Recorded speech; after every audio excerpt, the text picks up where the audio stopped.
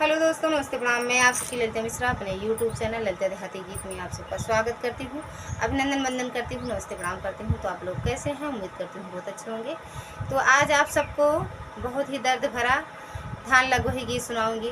3 भाई 1 बहन है, तो आप लोग तीनों भाई और 1 बहन की कहानी है इस गीत में, तो आप लोग ज़रूर सुनिएगा। बहन बहुत गरीब है और भाई अमीर है। तो बहन अपने मायके आती है कुछ मांगने के लिए, तो क्या पाती है अपने भाभी से, भैया से कि नहीं पाती हैं। आप लोग इस गीत के माध्यम से सुनिएगा और जैसा भी लगे कमेंट बॉक्स में एक प्यारा सा कमेंट कर दीजिएगा। बहुत बड़ा ही दर्द भरा कजरी गीत है और लास्ट वाली कड़ी ज़रूर सुनिएगा। बहन अपने भाइयों के लिए क्या करती हैं, तो आप लोग इस गीत को सुनिएगा और जैसा भी लगे कमेंट बॉक्स ज़रूर बताना। जय माता दी, हर हर महादेव। 3 बीरन माँ के कही बाहिनी आहो ना, रामा बहिनी गरीब घर ब्याही हो ना, रामा बहिनी गरीब घर ब्याही हो ना। 3 बीरन माँ के कही बाहिनी या हो ना, रामा बहिनी गरीब घर ब्याही हो ना। चला चला मोरा मान मोरे नाई हरवा हो ना, मान खाई आइत गेहूँ आकर रोटिया हो ना, माना लई आइत गेहूँ के गठरिया हो ना, माना लई आइत गेहूँ के गठरिया हो ना। एक बान गईली दूसरे बाने ना, रामा तीसर बाने जेठरा बीरन हो ना, रामा तीसर बाने जेठरा बीरन हो ना। बैठो ना मोरी बहिनी निमिया के छैया हो ना, बहिनी पियतियो ना गंगा जुड़े पानिया हो ना, बहिनी पियतियो ना गंगा जुड़ पानिया हो ना। कैसे के पी भैया गंगा जुड़ पानिया हो ना, भैया तोहरी बहिनी भूखिया से व्याकुल हो ना, भैया तोरी बहिनी भूखिया से व्याकुल हो ना।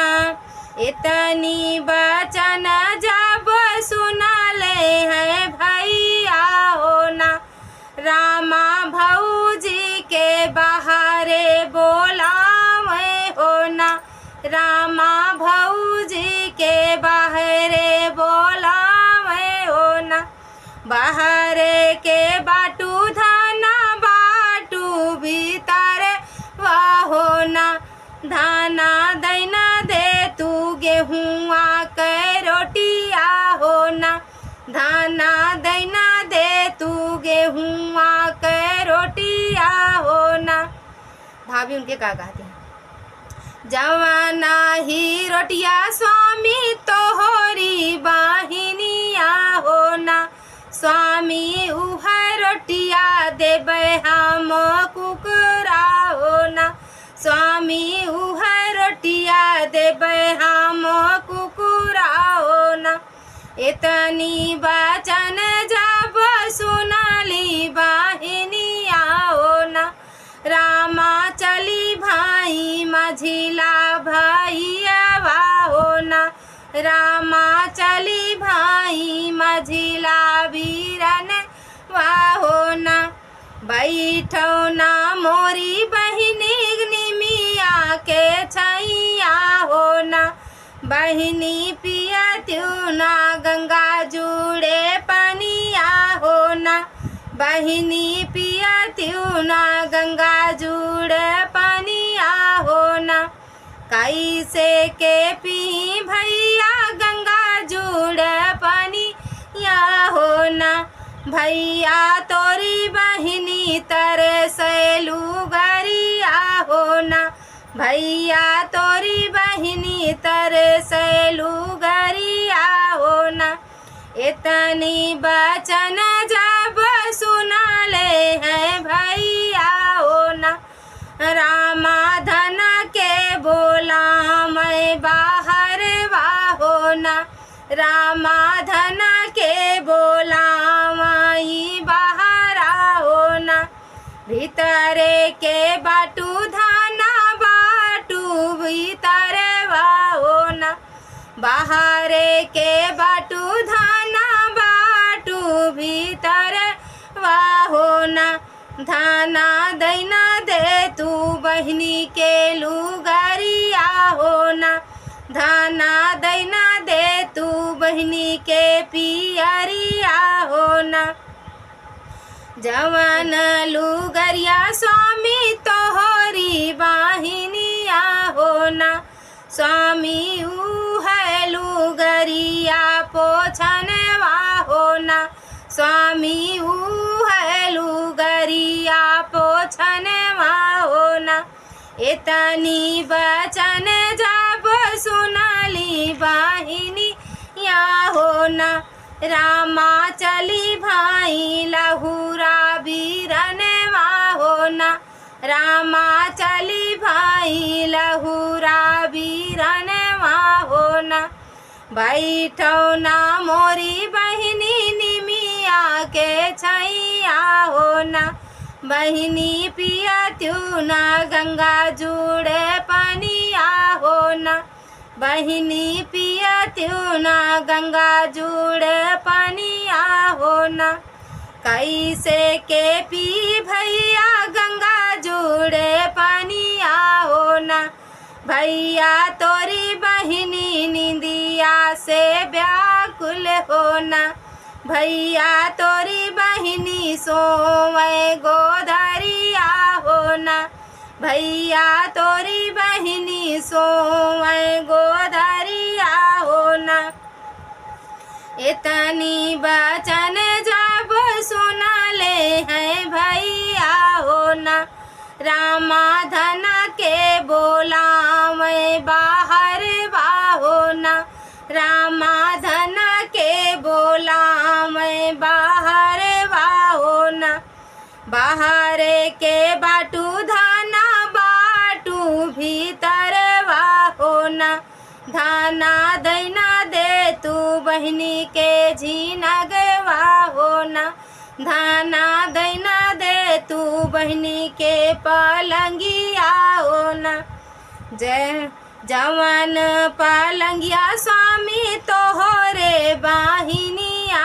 हो ना, स्वामी ऊ है पलंगिया खेल लड़िका गदेलवा हो ना, स्वामी ऊ है खेल लड़िका गदेलवा हो ना, इतनी बचन जब सुनली बाहिनी या हो ना, रामा चली भाई अपने ससुरवा हो ना, रामा चली भाई अपने ससुरवा हो ना।